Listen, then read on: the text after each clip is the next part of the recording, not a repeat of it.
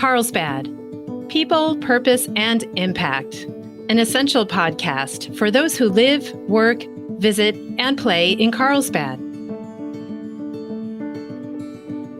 Good afternoon and welcome, everyone. My name is Bret Schanzenbach. I am the president and CEO of the Carlsbad Chamber of Commerce, and I am your host today.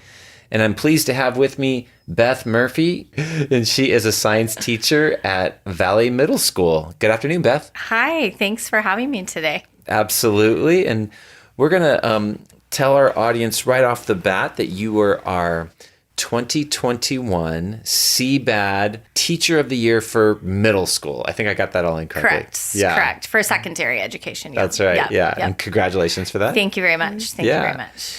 And I was looking online, and it looks like you've been teaching in Carlsbad for 22 plus years. This is my 22nd year. Yeah. So I always like to start with, what's the story? What got you into education? I come from a family of educators. My mom taught high school. Both of my sisters became teachers. My brother-in-law is a principal. And there's usually some kind of story behind that. So what's your story? What got you into it? I actually didn't decide I wanted to be a teacher till I was kind of finishing college. Mm-hmm. I was I changed my major 5 different times, but science was kind of what I ended up leaning towards. And, I was a biology major and geology major, and then a combination of the two.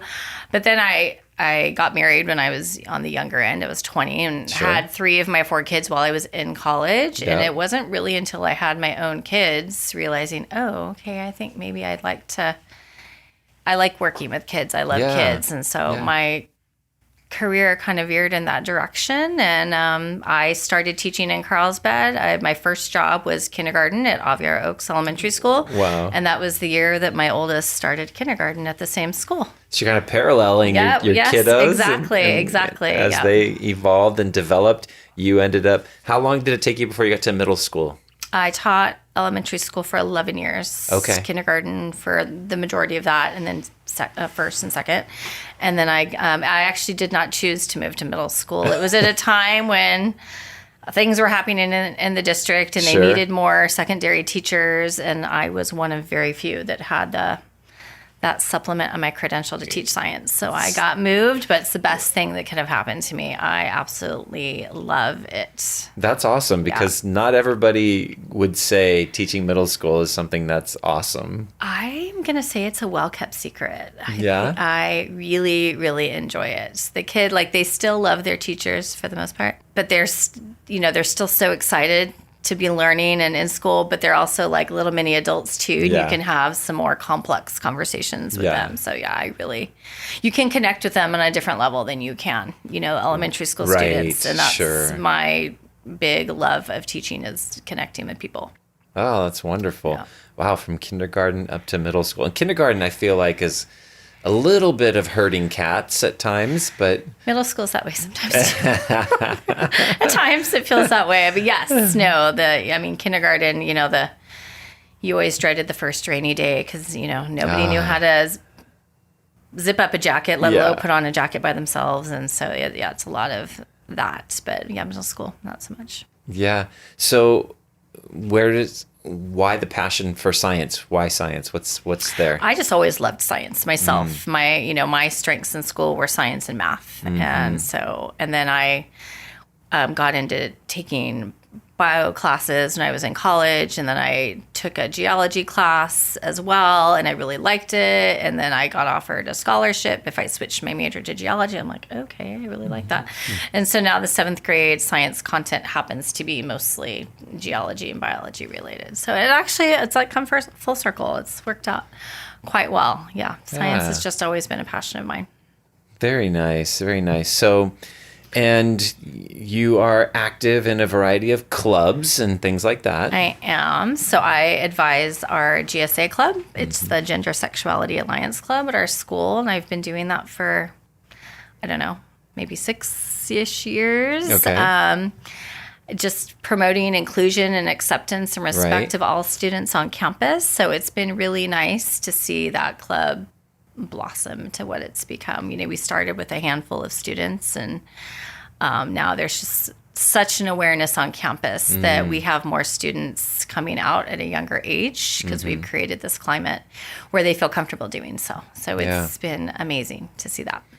And then there was another club. I'm trying to remember. It was on your... It's our web program. It's not really a club. Okay. It's a mentoring program that we have. So I do that with another teacher, Ryan Bentley, who's amazing.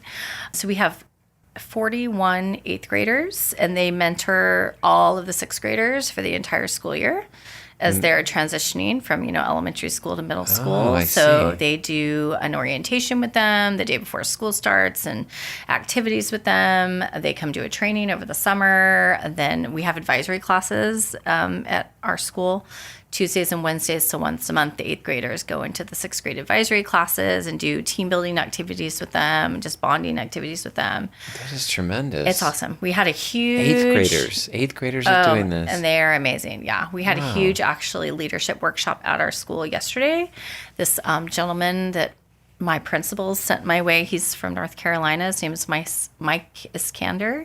Time Travel Journeys. He has this whole social emotional learning program that he brought to both our web students and ASB students. So we had about 75 kids do this workshop yesterday, and just connecting with their younger self and, kind of losing the fear and that, lack of self-confidence that they tend to have as they get older, and channeling that inner no fear, I can do anything, persona, and then using that to connect to leadership and moving forward. So, Wow. It's really fun. Well, and that's interesting. I mean, you're obviously a parent of, I think you said 4. I have right? 4. Yeah. My kids are older. Yeah. I'm with you. Yes. I've got a handful myself. And besides just being a parent, since you teach middle school, I find there's such a vast amount of development that goes from that incoming 6th grader to that outgoing 8th grader. It is insane how those kids change in those 3 years, because they kind of this, like, we just had an orientation for the current 5th graders. Each elementary school came, and they do a little tour and all that, and they just seem so little. And then these 8th graders are just so mature and huge, and I don't know. It's just like just even the difference in size. Yes, is like, oh my gosh, how does that? I don't know. Yeah, they grow a lot. all the changes they go through. It's and that's been a rough road for them to navigate the last. Yeah. I mean, it's always is, but the last couple of years especially has been difficult. And we're going to pick up on that in just a second. Okay. We're going to take a quick pause. We've been talking with Beth Murphy. She is a middle school teacher at Valley Middle School. And we're going to come back and talk about the challenges that everybody's experienced, but that the school's experienced over the last couple of years with COVID. Yeah, you were just teasing up a really great topic. These middle schoolers go through so much change and development during these years, and then they had to go through it, under just very unique, unprecedented circumstances. Very much so. Behind computer screens and behind masks and all these different things. So talk a little bit about what that was like and what you saw. It was really, really interesting, teaching from home for, we did that for a year and a half or whatever. And so many of the kids, for various reasons, they don't turn their camera on or their microphone on, and we couldn't make them do so, because some kids, they're literally attending class in their closet because that's the quietest place they could find, because they've got like 6 other siblings at home, and so most of the day, I think a lot of teachers would agree, we felt like we were talking to ourselves all day, and trying to. I don't know, but then at the same time, the vast majority did their work. That's great. They'd communicate through chat. Yeah. And but then when we came back to school, it was like they kind of forgotten how to communicate with each other, and to get them to get into small groups and have actual conversation. Yeah. Was a challenge, but we've worked through it, and we're getting back to some normal communication. So had to kind of relearn that normal social interaction in a dynamic of a classroom. I didn't even think of that. And there's, it's really interesting. We keep thinking okay, any day now we're going to be getting back to normal, pre-COVID normal.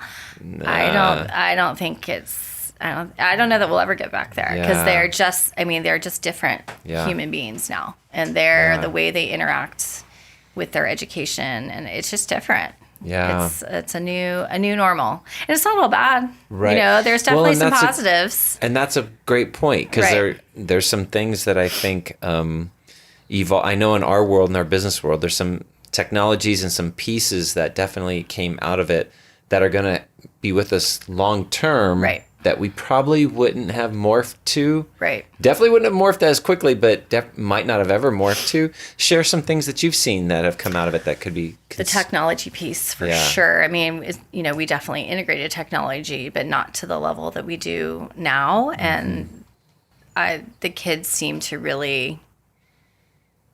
They like it because that's their world. I mean, they're on technology at all times. And, we thought that they'd be tired of being on their Chromebook all the time. And not so. It helps them stay more organized. They're not losing assignments. And so that's definitely a positive. And So as you and I sit here, I know by the time our listeners hear this, it might be a few weeks from now, but as you and I sit here, it's only been... I believe, correct me if I'm wrong, but I believe it's only been about 2 weeks-ish since the mask mandate for schools was kind of lifted.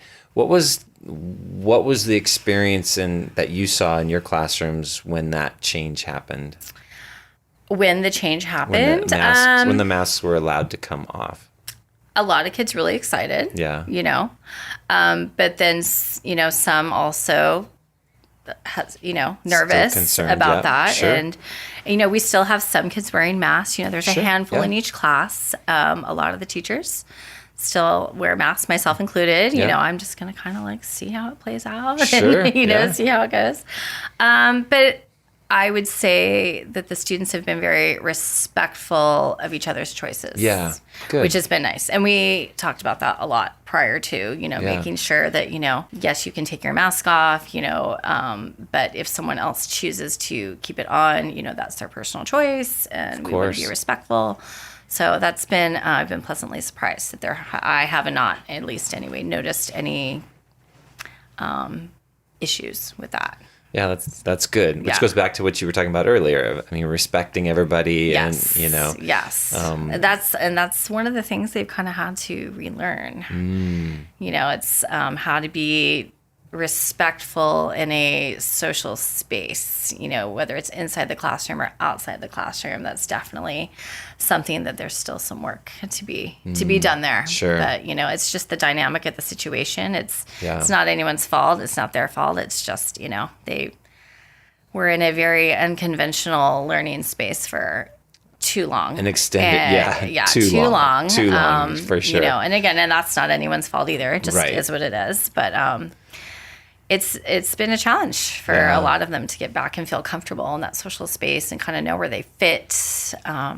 Every day is interesting. I believe that. Very interesting. My youngest daughter, in full disclosure, is in 8th grade right now. Okay. And so she was happy when she didn't have to wear a mask at school anymore. But like you said, there's some, and everybody gets it at her school. There's some that are still wearing it, whether it's their own concern, or maybe their parents are just making sure that... Or they have family members at home that are at high risk. Exactly. I mean, there's all kinds of, reasons. Yeah, exactly.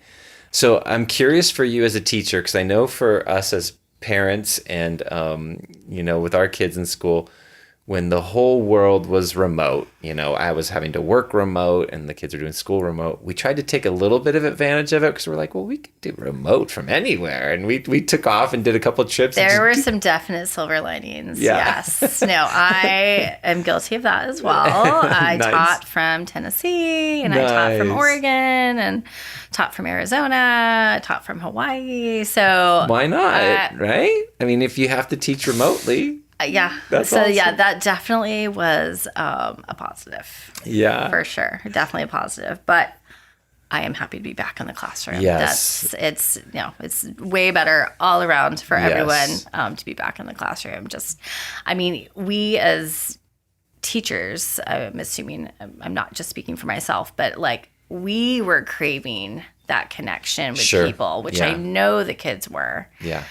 And we see it still, the effects, the Yeah. after effects of that, the increased anxiety and depression and all that. And like, Yeah. as, adults, we, I know loads of people Yes. who as adults were, experiencing those things as well. So even though it was nice to be able to travel around and teach, I'm happy to be back in person, face to face. Yes. I mean, we are relational animals. Yes, And we are. Very much so. Yeah.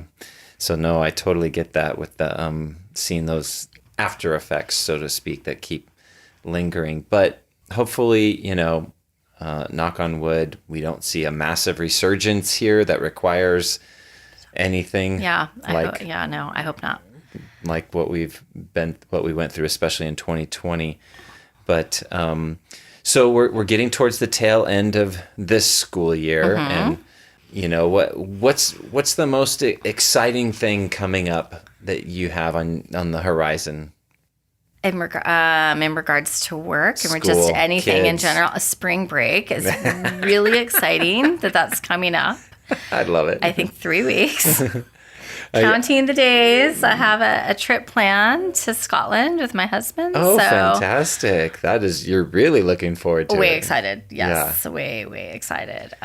As the son of a high school teacher, I knew at a young age that the teachers anticipated the breaks way more than the students did. And of course, as kids, it's hard to, because you're like, oh, we're going to be on summer break or whatever. And no idea what the perspective was from the flip side. Right. But Right. being the kid of a teacher, I knew. Very excited. Very, very excited. It's interesting, though, you say, though, that, and yes, I would say most kids are typically very excited for those Sure. breaks, but some of them aren't, which we're kind of discovering because, at home isn't necessarily super awesome. So, Well, and then coming off the isolation that they've had and now being around people, I can see they're not ready for that break in this kind of scenario. Well, that's interesting, very interesting. With Valley, I'm trying to remember the name of the principal at Valley. Nicole Johnston. That's right. Okay. Yes. So Phenomenal. I was going to say, She's unbelievable. tell us a little bit about the environment there. She's, oh my gosh, so many things. She and I have a very much alike mindset, and she is also all about connectedness and building relationships and promoting this campus of inclusion and acceptance. So it's been nice to have an administrator who is so important, so supportive of that work, because that's very much what I do, with the GSA and the web. So that is unbelievable. We also, through her leadership, we just were identified as a school to watch, which is just this last month, I think. We got that recognition. It's a national recognition. Wow. So a team of teachers just went to Monterey to get the state level award. And then in June, a team of us are going to Washington, D.C. to attend a conference to get that. So fantastic. Yeah, really, really great. She's done a lot of amazing things for our campus. And, we have an amazing assistant principal, Walter Canesco, as well. I mean, it's a group effort for sure. Yeah. It's definitely a group effort. Well, that's awesome. Well, I can see why they thought highly enough of you to nominate you for our awards. And thank you. Congratulations. I have my principal, Nicole, to thank for that. Yep. Yes, Congratulations once again. Thank you for taking the time to come and just share with us. And I really enjoyed getting to know you better. Thank you so much for having me. This was a pleasure. Thanks for joining us on our Carlsbad People, Purpose, and Impact podcast today. If you enjoyed it, please hit the follow button on wherever you get your audio. And please tell a friend. We would love to hear your feedback, which you can share at carlsbadpodcast.com. You can leave us a review, ask a question, or leave an audio comment, which we can play on the show in the future. And that's all we have for today. Can't wait to see you next time on Carlsbad People, Purpose, and Impact. And remember, share some kindness today. It's free, creates goodwill, and makes you feel great.